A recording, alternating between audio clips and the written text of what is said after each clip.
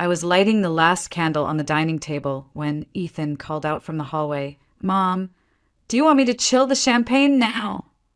His voice echoed through our quiet New Jersey home, clean and warm and filled with the smell of roast duck and cinnamon apples, Mark's favorite. "Not yet, sweetheart," I called back, smoothing the white tablecloth for the third time. "Let's wait until Dad gets here." But deep down, I already knew he wasn't coming. Today marked exactly 20 years since Mark and I exchanged vows in a tiny chapel near Montclair. 20 years since I traded a diploma in fashion design and a contract with a boutique in Soho for marriage, motherhood, and silent sacrifice.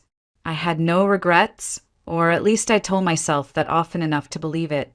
Sophie, our 17-year-old daughter and my mirror image in both face and fire, walked into the kitchen, her phone tucked under her arm and her dark curls in a messy bun. "Do you want me to slice the fruit for the salad?" she asked. "Please," I smiled. "And use the good knives. This dinner matters." Ethan strolled in, tall like his father but with kinder eyes. "So, what time did Dad say he'd be here again?" he asked as he popped a cube of cheese into his mouth. I playfully slapped his hand. "Don't ruin your appetite," I said, masking the unease twisting in my chest. He said 7. The clock ticked louder than usual.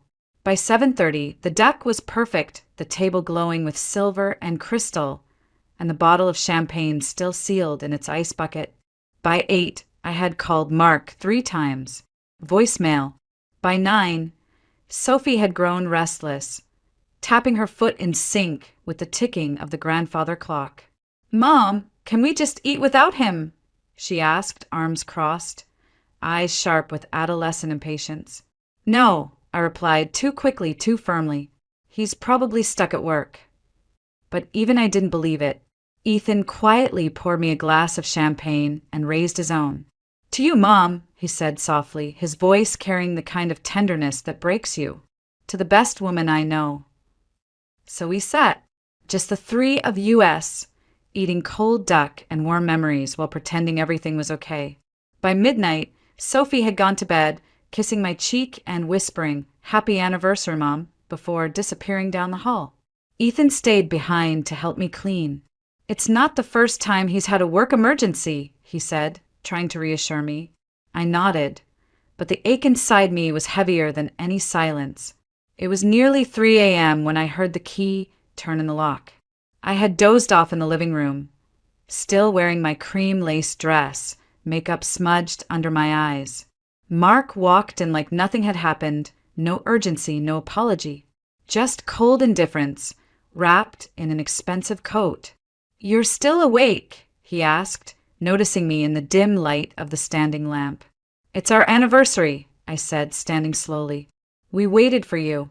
He walked past me, heading straight to the kitchen for a glass of water. The silence between us roared. "We need to talk," he finally said, not looking at me. "I've made a decision." My heart stopped. His voice was clinical, almost bored. "I think we should separate. I'm done, Grace." I stared at him, not processing. "You're... what?" "I'm moving out tomorrow," he continued, his tone flat. "You can keep the house, but I need the savings, the car, and the lake cottage. I've spent my whole life working for this family. I want to live for myself now." The words hit harder than any slap. My knees buckled slightly, but I forced myself upright. "Mark, what are you saying?" I whispered. "What's happened to you?" "Nothing's happened to me," he snapped. "It's you. You used to sparkle. You were curious, exciting. Now you're just a housewife. Always tired. Always in that bathrobe." His eyes scanned me with disdain. "You don't even try anymore." The humiliation burned like acid. I felt the tears pressing, but I refused to let them fall. "Who is she?" I asked quietly. His fingers drummed against the counter. "She's not the issue," he muttered. "How much younger?" I pressed, my voice trembling. 10 years? 15? 18, he admitted, looking me dead in the eyes. "Tiffany understands me. She supports my ambitions. She makes me feel alive again." Before I could respond, Ethan stormed into the kitchen in a t-shirt and sweatpants, hair tousled, fists clenched. "You're leaving Mom? On your wedding anniversary? Are you serious right now?" "Stay out of this," Mark snapped. "You'll understand when you're older." "I'm already a man," Ethan said, standing tall. "And if being a man means acting like you, then I want no part of it." Mark's face flushed crimson. He slammed his palm on the counter, knocking over the glass. "I've made my decision," he barked. "I'll send someone for my things tomorrow. And tell your sister that if she wants to stay in that expensive art school, she better stop taking after you." He turned and walked toward the door. "Mark," I called after him, my voice cracking. "What about your children? Do you even care what this does to them?" "They're old enough," he said over his shoulder. "Don't make me the villain, Grace. I'll still pay for tuition." The door slammed so hard the walls rattled. A porcelain figurine fell off the shelf and shattered on the hardwood, an anniversary gift from our 10th year. The sound echoed through the silence, just like our marriage had fractured. Too many cracks, finally one blow too many. Sophie appeared in the hallway, eyes wide, hair a mess. "What's going on?" she asked, her voice trembling. Why was he yelling? Ethan pulled her into a hug before I could answer. "We'll talk in the morning," he said softly. "He's not coming back." She blinked at me through tears. "He left us, didn't he?" I couldn't speak. I just nodded. Ethan wrapped his arm around me. "We'll be okay, Mom," he whispered. "Whatever happens, we're in this together." Sophie joined us, pressing her face into my shoulder.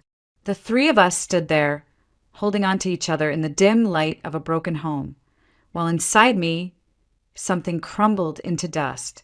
But deep beneath the ruins, a flicker remained. Not hope, not yet, just a quiet, aching question. What now? The next morning, I woke to a house that no longer felt like mine.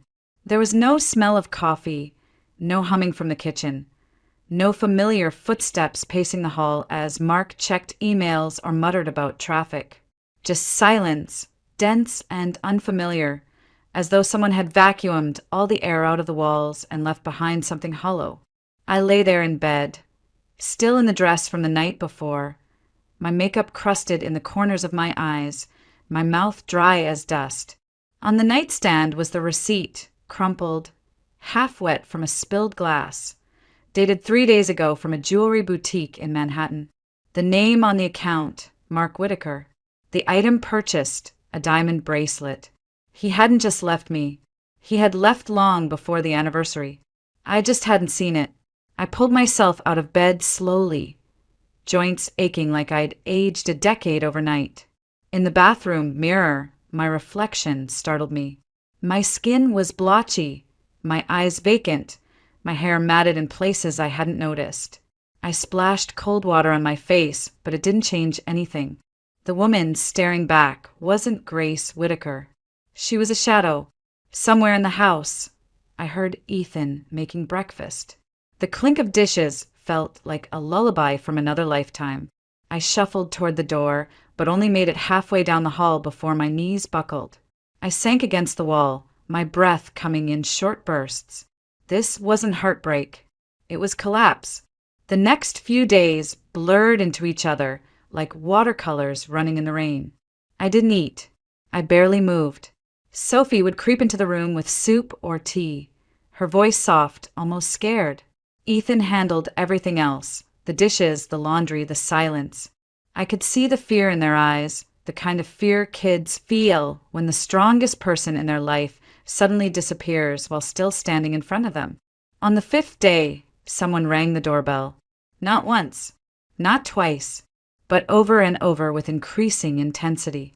I buried my head under the pillow, willing them to go away. But the knocking grew louder, and then came the voice. "Grace Elizabeth Whitaker, if you don't open this door, I swear to God, I'll call the fire department and have them break it down." Claire, my best friend since college, the one person who knew me before motherhood, before wifehood, before I shrank myself into someone manageable. Ethan opened the door. I heard the creak of it, the soft murmur of voices, and then the sound of heels, expensive, impatient heels, clicking across the hardwood floor. "Oh my God," Claire said when she saw me curled up on the couch, still in the same robe I'd been wearing for days. She didn't pause. She didn't ask for permission. She threw open the curtains, letting the sharp autumn light cut through the room like a blade. "Get up," she barked. "You don't get to rot. Not like this." "I don't want visitors," I croaked, my voice barely recognizable. "You don't need visitors," she snapped. "You need to wake the hell up."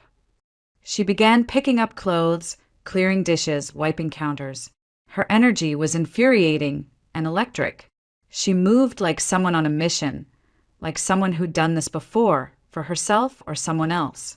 When she was done yelling, she sat down beside me and pulled me into a hug so fierce I couldn't help but cry. "You're not alone, Grace," she whispered. "But you have to fight. You don't get to let him win like this." Later that day, after she made me shower, change, and choke down 2 spoonfuls of soup, Claire stood by the window with her arms crossed. "I did some digging," she said flatly. "Your husband didn't just fall in love with some yoga instructor named Tiffany. He's been planning this for months, maybe longer." I looked up, confused. "He created a shell company in Delaware," she continued. "Started shifting assets out of your joint accounts. Transferred ownership of the lake house to someone named Carl Saunders, probably Tiffany's father or cousin. Sold shares of his firm to a holding company registered under a fake name. He didn't just leave you, Grace. He tried to erase you." I dropped the spoon. "How do you know all this?" Claire shrugged. "I have friends in real estate and construction." I asked around. I stared at the wall, cold seeping through my veins. "What do I do?" "You lawyer up," she said simply. "I've already called someone. We have an appointment in an hour. And after that, I'm taking you out." "I can't go out," I protested. "I look like a woman who's been through hell?" Claire interrupted. "Exactly. Let them see. Because you're not dead. You're not done. And if Mark thinks he can walk away with everything while you disappear into nothing, he has no idea who he married." An hour later, I was sitting across from a lawyer named Daniel Miller. Small, balding, precise. The kind of man who didn't smile much but had the eyes of a bloodhound. He reviewed the documents Claire brought, scribbled notes, and nodded to himself. "The situation is complicated," he said, "but not hopeless. 20 years of marriage. 2 children. If he thinks he can walk away clean, he's delusional." "I have nothing left," I whispered. "No savings. No income. No job. He took everything." Daniel leaned forward. "Then let's take it back. I'll work for a percentage. But we need evidence." I hesitated, then remembered the receipt and the account statement I'd pulled from our bank the night before. I slid them across the desk. He studied them carefully. "This is a start," he said, "but we'll need more. If you find anything, documents, emails, transfers, you bring them to me. Every detail matters." That night, Claire didn't let me go home. She took me to a rooftop restaurant overlooking the river. I hadn't eaten in days. The food didn't matter. The view didn't matter. But she insisted. And then the twist I didn't see coming. 2 tables over. Mark. With Tiffany. Her laugh was sharp and bright, echoing across the rooftop like a siren. She wore a diamond bracelet, the one from the receipt. And sitting beside her, like the world hadn't just exploded, was the man I'd once married. He looked thinner, older, but still smug. Still so sure of himself. I stood. My chair screeched against the floor. He turned. Our eyes met. And for the first time in days, I didn't feel grief. I felt something else. Fire. I don't remember walking out of that restaurant. 1 minute, I was staring into Mark's startled eyes, his mouth slightly open, caught mid-laugh. And the next I was outside, wind slapping my face like an insult. Claire rushed after me, her heels clicking across the pavement, breath visible in the October chill. "Grace, I swear, I didn't know they'd be there. We can go somewhere else." No, I said quietly, my voice steady for the first time in days. Now I know who's wearing my bracelet and probably sleeping in my bed. Claire looked at me, her eyes scanning my face for something. Maybe panic, maybe collapse. But I didn't break. Not this time. Let's go, I said, already moving. I know where we need to start. That night, we sat in the office of Daniel Miller. The evidence I had, bank statements, property transfers, that cursed receipt, wasn't enough. But it was something. Enough for him to begin tracing assets and filing an emergency petition to freeze joint funds before Mark moved more money out of reach. It won't be easy, Daniel warned. He's smart and clearly methodical. But 20 years of marriage still means something to the court. I nodded. I'll do whatever it takes. And you'll need income, Claire added bluntly, because legal battles don't pay for groceries. You can't stay frozen, Grace. You need to work. Work. The word felt foreign, heavy. My resume was a museum piece, a design degree from 20 years ago. No corporate experience.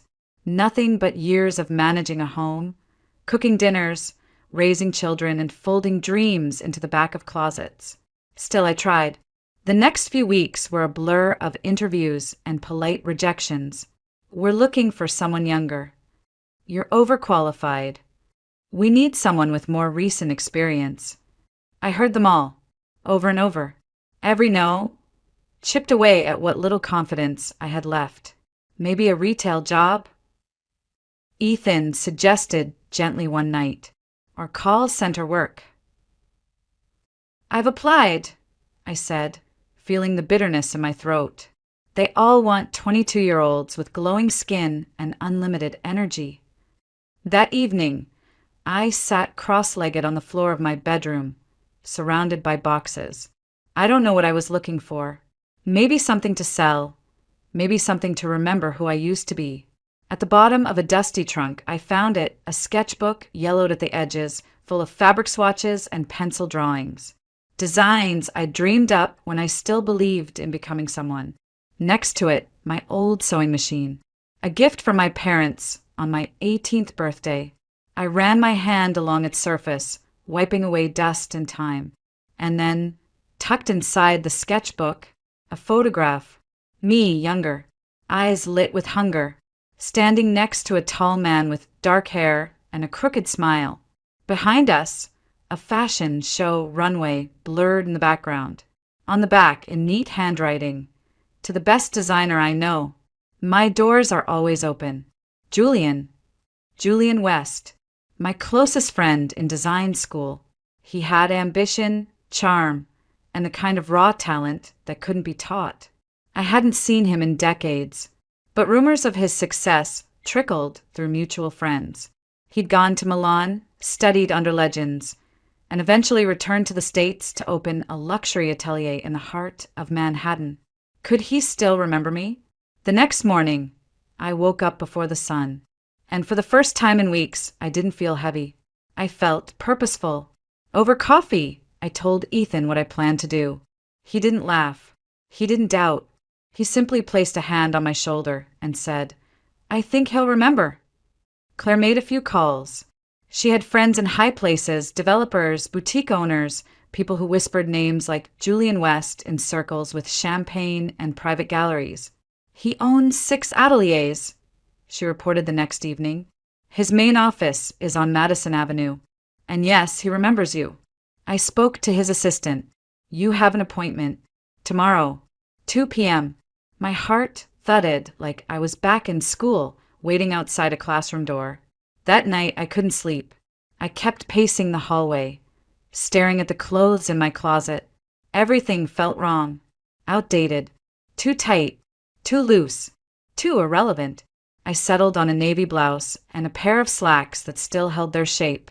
I brushed my hair, added mascara, and stepped into the cold air, praying I looked more like a designer than a ghost.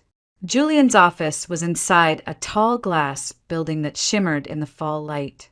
When I walked in, the receptionist gave me a polite once-over, then motioned me to a sleek white chair. My palms were sweating.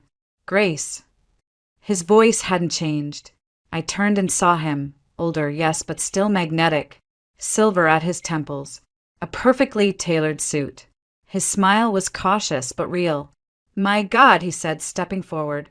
"After all these years, look at you." He didn't say, "What happened to you?" He didn't pity me. He just hugged me like an old friend would. We sat. We talked. I told him everything, not just about the divorce or Mark or the legal mess. I told him about the fear, about feeling invisible, about how I found my old sketchbook and realized I'd stopped believing I could create. When I showed him the photo, he smiled and ran a finger across the faded ink. "You were always better than all of us," he murmured. "And if you're here asking for help, you've already won half the battle." He leaned back, thinking, "I've just opened a new studio on the Upper East Side. It's mostly tailoring and garment fitting. Nothing flashy, but we're short-staffed. I could use an extra set of hands." I blinked. I haven't sewn in years. "Like riding a bike," he smiled. "I'll have someone show you the ropes again. The rest, I already know you've got it." The next morning, I stood at a work table in a sunlit studio, surrounded by spools of thread, bolts of fabric, and the faint hum of sewing machines. My hands trembled as I picked up the scissors. My first stitches were crooked. My back ached. My fingers cramped. But I didn't stop. Day by day, I remembered. By the end of the second week, I could hem a silk gown in perfect silence. Julian would sometimes lean over my shoulder and mutter, "Still got it." At night, I collapsed into bed, exhausted but fulfilled. And for the first time in years, I was more than someone's wife.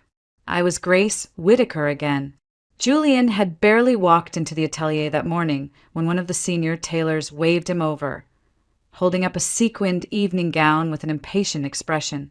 I was pinning the hem of a blazer nearby, pretending not to listen, but I caught bits of their conversation.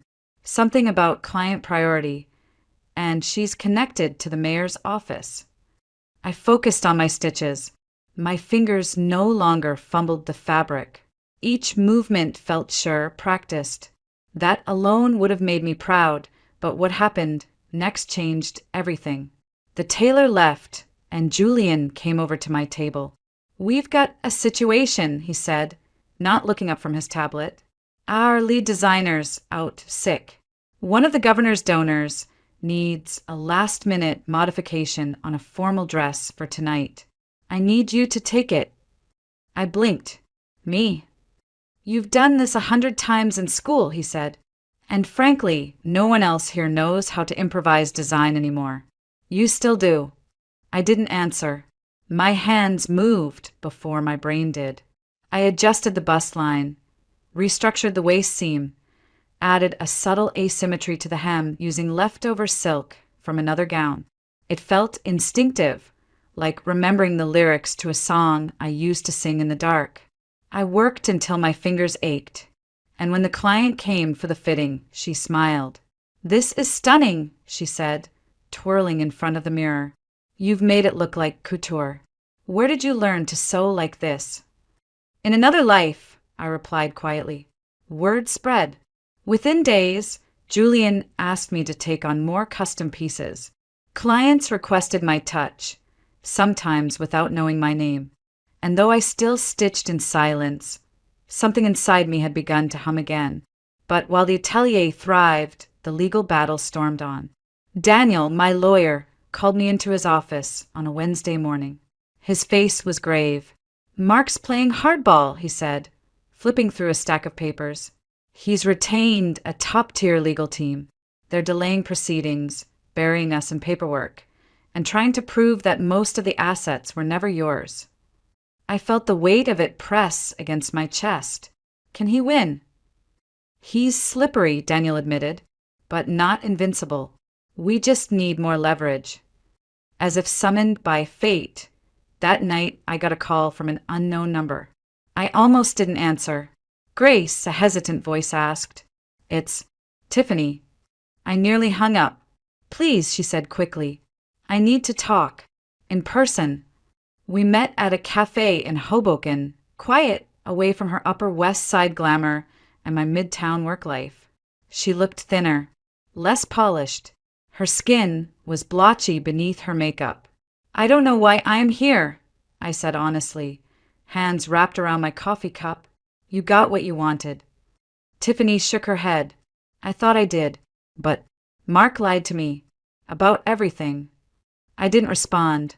"I'm pregnant," she said suddenly, eyes watering. "And he's denying it. Said I made it up to get money from him. He called me unstable, accused me of trying to trap him." I stared at her, numb. "I didn't come to beg," she continued, pulling a flash drive from her purse. "He left his laptop open one night. I copied what I could. I didn't understand half of it, but maybe your lawyer will." I hesitated, then took it. "Why give this to me?" "Because I see it now," she whispered. "What he did to you, he's doing to me. And I won't let him ruin another life, especially not my child's." Back at Daniel's office, the files unlocked a treasure trove. Bank transfers, offshore accounts, falsified contracts, digital signatures linking Mark to property shifts and business deals made while we were still married. "This," Daniel said almost reverently, "changes everything." The next court hearing was brutal. Mark showed up in a tailored navy suit, flanked by 3 attorneys. Beside him, Tiffany's seat was empty. I walked in alone, but not weak. Daniel presented the new evidence. The judge, a stern woman with silver hair and sharp eyes, requested a full audit of Mark's holdings. Mark's face twitched for the first time. Outside the courtroom, I was collecting my coat when someone blocked my path. "Grace," Mark said. I looked up. His eyes weren't cold, just tired. "I never thought you'd fight back," he murmured. "Not like this." I tilted my head. "You never really knew me, Mark." He took a step closer. "We could still fix this. I made mistakes, but maybe we could—" "No," I interrupted. "You made choices, and so have I." I turned and walked away.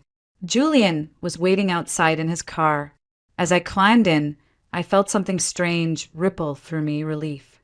Not because I'd won, but because I'd finally stopped losing.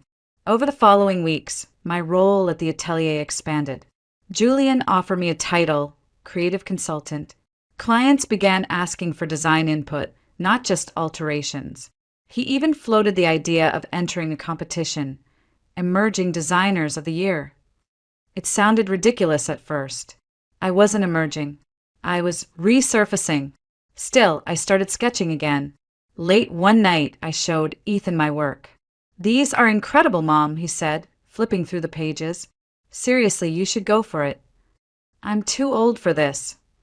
"You're not," he said firmly. "And even if you were, so what?" Sophie agreed.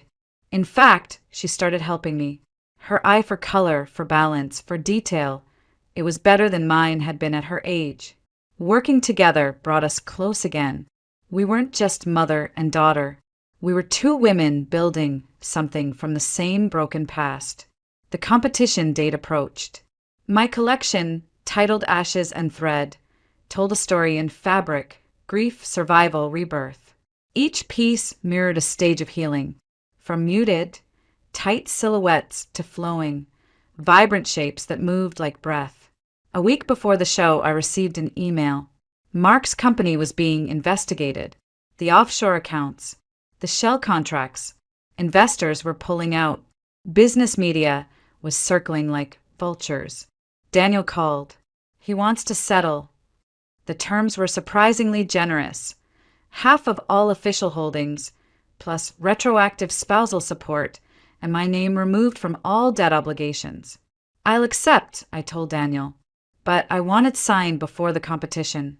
He laughed. "You want a fresh start?" "No," I said. "I want to win without looking over my shoulder." The documents were signed just the night before the show. Clean, final, and freeing. The day of the competition felt surreal, like a dream you have right before you wake up, half floating, half falling, heart racing for reasons you can't name. I stood backstage in a simple black blazer and white blouse, the kind of outfit I used to wear when meeting Mark's clients or attending school board meetings. But today, I wasn't someone's plus one. I wasn't someone's mother first, someone's wife second. I was here as myself. Just Grace. Julian walked over, checking his watch. Your models are ready. You okay? I nodded, but my hands trembled. Just nervous. That's good, he said. Means you care. The runway buzzed with camera shutters and whispered judgments. Industry people in crisp suits. Bloggers with neon hair.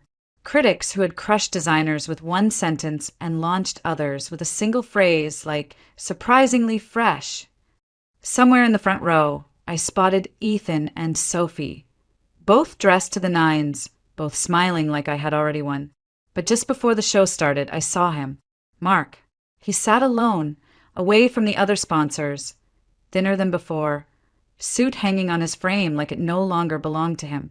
His eyes scanned the room, then landed on the stage. For a moment they met mine, and I looked away. The music began, low at first, taunting. The first model stepped onto the runway in a tight charcoal dress with structured shoulders and a high collar. Constriction. That was the theme of the first look. The weight of silence. The pressure of sacrifice. The next piece loosened at the sleeves, hinted at color. By the time the fifth model emerged in a sweeping navy gown with slashed sleeves and a bold red lining that only revealed itself when she walked, the crowd had gone quiet. Focused. Listening not just with eyes, but with something deeper. The final look was a white dress, flowing, asymmetrical light. It caught the stage lights and threw them back in soft shimmer. It was the only piece in the collection that sparkled. Hope, renewal, self. The model paused, then turned slowly. And then I stepped onto the runway. I didn't plan to, but something inside me said go. Show them who did this. Who survived. The applause came slow, then faster, louder. I spotted Sophie wiping her eyes. Ethan standing, clapping so hard his hands turned red. Even Julian smiled from the wings, pride written across his face. When I walked off stage, breathless, shaking, the first person to meet me wasn't my kids or Julian. It was Mark. Grace, he said softly, holding a champagne flute like it might anchor him to the ground. That was unbelievable. Thank you, I said politely. He stepped closer. I've been thinking a lot. About everything. About us. I made so many mistakes. And maybe it's too late, but if there's even a chance— There isn't, I said, gently but firmly. There's no going back. You helped me become who I am now. But you don't belong in this version of my life. His face dropped. He wasn't angry. He wasn't surprised. Just lost. And I left him there. A week later, I signed the final divorce papers in Daniel's office. Everything was official, legal, done. Mark's assets were divided. I received more than I expected, including part ownership in a property I hadn't even known existed. He tried to hide it behind layers of paperwork. But the real win wasn't the money. It was the freedom. With part of the settlement, I partnered with Julian to expand his atelier. He handed me the title of creative director and told me the space next door was mine to use. For your own label, he said. You've earned it. We called it Grace Whitaker Atelier, a space filled with light, music, sketches, and laughter. Sophie interned with us, helping with color palettes and digital renderings. Her professors at the academy said she had an eye for storytelling and visuals, something no curriculum could teach. Ethan had just graduated from Columbia. He was working in tech, but still came by every Sunday for dinner. He brought his fiancée, a sharp and sweet woman named Naomi, who looked at him the way I used to look at Mark before it all dulled. One night, over wine and cheesecake, Ethan asked, "Would you design Naomi's dress? She wants something simple but unforgettable." I looked at Naomi. She nodded. "I'd be honored," I said, my voice catching a little. The following months were filled with joy I hadn't known my heart could hold again. The studio buzzed with new clients, new collections, new chances. Claire came by often, usually to eat all the biscotti in the break room and boss the interns around. "This is how life should feel," she said one day, leaning back on the couch in my office. "Like it's yours." And she was right. On the day of Ethan's wedding, I wore a pale blue dress I'd sewn myself. Sophie looked radiant in emerald green. Naomi's gown, simple silk, hand-stitched lace, a sweetheart neckline, and a flow that moved like water. Drew gasps when she walked down the aisle. I stood in the back, next to Julian, clutching a tissue and barely breathing. During the reception, Mark arrived. Late. Alone. He greeted Ethan politely. He didn't linger, didn't make a speech. And when we locked eyes across the garden tent, he raised a glass from afar and mouthed, "Thank you." And that was enough. That night, Julian found me watching the stars from the patio outside the venue. He sat beside me, his coat draped over my shoulders. "You okay?" he asked. I nodded. "I'm just full." He smiled, looking ahead. I had a plan for the next collection, but I think we should do yours again. A sequel." I laughed. "A sequel to Ashes and Thread." "Why not? You're not done rising." I turned to him. His eyes met mine, not as a business partner, not as a friend, but as someone who had waited patiently for me to find my way back to myself. And this time I didn't look away, because I knew who I was now. Not a wife, not a victim, not someone who vanished into someone else's dreams. I was Grace Whitaker, designer, mother, survivor, and I was just getting started.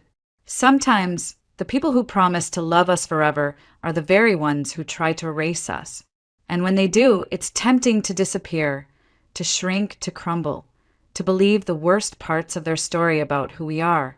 But the truth is, no one gets to define your worth but you. Grace didn't rise because someone saved her. She rose because she remembered. She remembered the girl who dreamed in fabric, who sketched with fire in her hands, who once believed she could create something beautiful.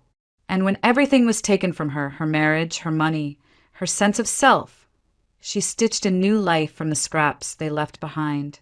So if you're standing in the ruins of something you thought would last forever, don't panic. Don't run. Breathe. Look around. And then start rebuilding. One piece at a time. Because sometimes you have to lose everything to remember who you were always meant to become. And that is the real story